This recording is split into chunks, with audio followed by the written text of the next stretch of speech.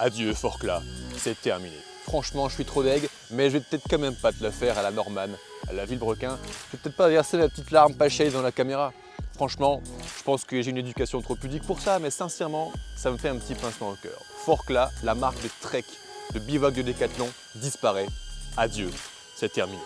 Pourquoi c'est terminé? Eh bien parce que c'est terminé, c'est comme ça. Concrètement, Décathlon, nos amis de chez Décathlon, qui est quand même une grosse boîte, la marque de grande distribution sport du monde. C'est un génie français qui a réussi à créer et à mettre en place ce process. On est quand même sur une grosse boîte française qui fait 15 milliards de chiffre d'affaires, qui est une des meilleures entreprises où travailler en France, mais Décathlon va supprimer 80% de ses marques. Pourquoi Décathlon fait ça? Comme tu as peut-être pu le remarquer, au cours de ces dernières années, Décathlon a multiplié les marques. Alors, au début de l'histoire de la randonnée, on avait du Quechua, comme mon petit sac MH500 Quechua que j'aime beaucoup et que je porte tout le temps en ce moment, je dois l'avouer.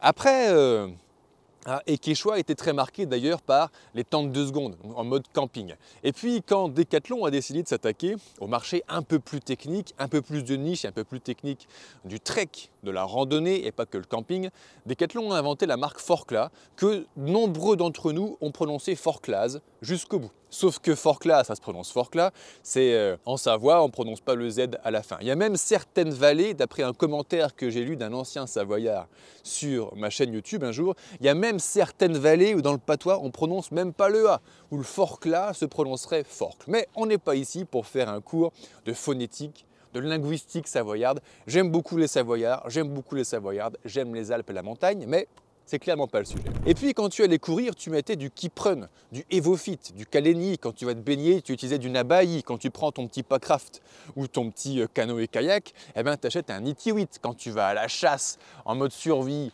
tu prends du Soloniac. Quand tu vas sur ton vélo, tu prends ton Rock Rider, ton Between, etc., etc., etc. 50 marques. Mais 50 marques, ça veut dire quoi? Ça veut dire 50 directeurs généraux, 50 chefs de produits, 50 entreprises différentes à gérer. Décathlon était devenu une galaxie avec 50 marques autour. Donc je pense qu'en termes de gestion, c'est le bordel. En termes de coût, c'est cher et Décathlon a pris un grand virage. En 2024, comme tu as peut-être pu déjà le voir, Décathlon a changé de logo. L'ancien Décathlon avec la couleur bleue historique disparaît. Et on a un Décathlon où on a mis un petit peu de rouge dedans, un petit peu de rose, ça fait un Décathlon un petit peu plus violacé. Et puis Décathlon aussi va changer à l'intérieur. Je ne sais pas si ton Décathlon près de chez toi a déjà changé, c'est incroyable. Je crois que Décat a embauché un ancien directeur général adjoint de Ikea. Tu sais, les Suédois qui vendent des meubles à monter toi-même. Donc mon Décathlon maintenant ressemble à un Ikea. Fini les grandes lignes parallèles en mode grande distribution, Carrefour, Leclerc, Auchan. Non, tu as un mode Ikea. Tu rentres d'un côté et tu es obligé de faire tout le tour du magasin, de voir toutes les références de produits pour ressortir de l'autre côté. Évidemment, c'est utile pour augmenter le panier moyen et augmenter le chiffre d'affaires d'une entreprise et la faire bien se porter. Et en plus de cela, Décathlon va jouer un petit peu au cost killer. 50 marques, il n'y en a plus que 12, 80% de pertes. C'est à ce prix-là qu'on va simplifier Décathlon. Alors, en ce qui nous concerne, mes chers amis randonneurs, randonneuses, trekkers, pèlerins, bivouaqueurs, bushcrafters, eh ben, ce qui nous intéresse, nous, entre nous, c'est surtout le matos de rando, trek, bivouac. Je ne parle que de ça sur cette chaîne depuis 2017 et sur ma galaxie de réseaux sociaux que je n'ai pas encore exterminée. Donc, eh bien, on va parler aujourd'hui de ça. Forclaz, la marque emblématique du Décathlon, disparaît. Donc, qu'est-ce qui va nous rester? Eh bien, Décathlon va couper Forclaz en deux. V'là! 2 morceaux. Je pense que le plus gros morceau va retourner historiquement chez Quechua. Si mon petit sac s'appelle MH500 Quechua, eh ben, c'est parce que la majorité, la grande majorité de la gamme de Forclaz va revenir chez Quechua. Sincèrement, ça me fait un petit pincement au cœur. Parce que quand j'ai commencé, moi j'ai commencé la rando, j'avais 19 ans, mais j'ai vraiment commencé la rando en itinérance, à la semaine, puis en partant 6 mois à marcher d'un coup. J'ai commencé cette histoire en 2015-2016, on va dire. Donc c'était à peu près les débuts de Forclaz, avec les premiers vêtements, les premières gammes de Forclaz. Donc toute ma vie de randonneur, de 2015 à 2024, quasiment 10 ans, je l'ai vécu en portant du Forclaz. J'ai même beaucoup porté du Forclaz, j'ai même fait du full Décathlon, du full Forclaz. J'ai été un des plus grands ambassadeurs dans les réseaux sociaux francophones de Décathlon et de Forclaz en particulier. Et aujourd'hui, c'est terminé. Donc, c'est sûr que... un petit pincement au cœur. Mais c'est pas grave, l'aventure continue. On change de nom. Quechua va reprendre donc la majorité de la gamme. Et il y a aussi une autre partie qui va être reprise par Simon. Alors Simon, qui est Simon? S-I-M-O-N-D. Simon, c'est un Savoyard, pour changer. Un Chamoniard même. Ouais, là, attends, c'est déjà pas la même chose.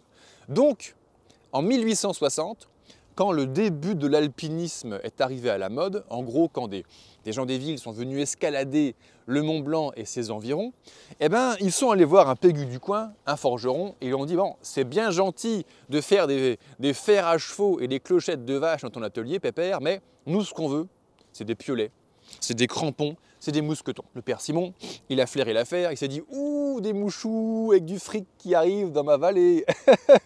Il s'est mis à faire des piolets, des crampons, des mousquetons depuis 1860. Et on parle d'une boîte qui a, je viens de me réveiller, je ne suis pas encore bien branché là-haut, mais 150 ans à la louche.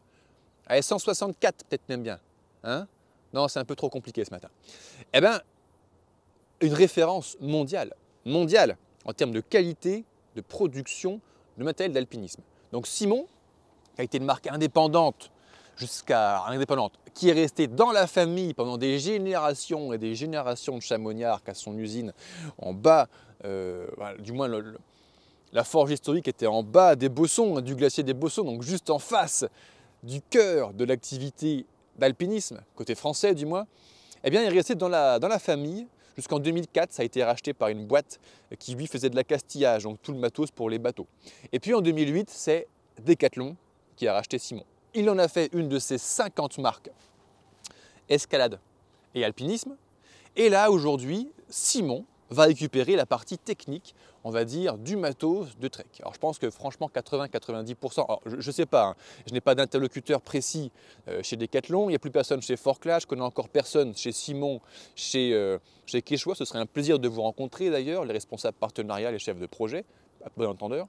Eh bien j'imagine que 80-90% de la marque Forclaz va quand même repartir chez Quechua. Et le matos technique, ça va peut-être être le matos ultra light, ça va peut-être être voilà, les textiles les plus techniques, les outils les plus techniques vont rester et vont aller plutôt chez Simon. Voilà, on arrive déjà à la fin de cette courte vidéo. Je voulais juste expliquer un petit peu à la communauté ce qui va se passer dans Décathlon au cas où il y en a qui n'étaient pas encore au courant. Si tu souhaites me remercier gratuitement, c'est le dernier moment de mettre un pouce bleu. C'est le moment également de t'abonner à la chaîne David Blondeau.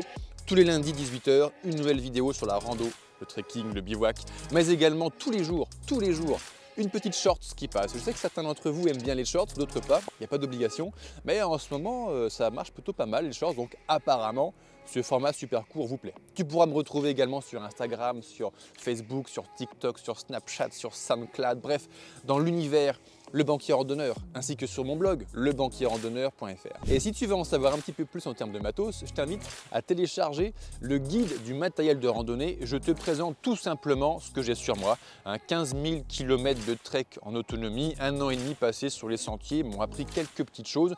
Et donc, je te donne la liste de tout le matos que j'utilise. Ça pourra peut-être en inspirer certains. Allez, adieu Forclaz, bonjour Simon, bonjour Quechua, et nous on se retrouve la semaine prochaine pour une nouvelle vidéo. La vie est une longue randonnée. Ciao.